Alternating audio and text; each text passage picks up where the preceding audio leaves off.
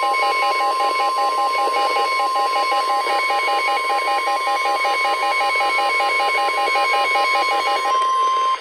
National Weather Service in Milwaukee-Sullivan has issued a severe thunderstorm warning for western Lafayette County in south-central Wisconsin until 6:15 p.m. At 5:27 p.m., a severe thunderstorm was located over Platteville, moving southeast at 25 miles an hour.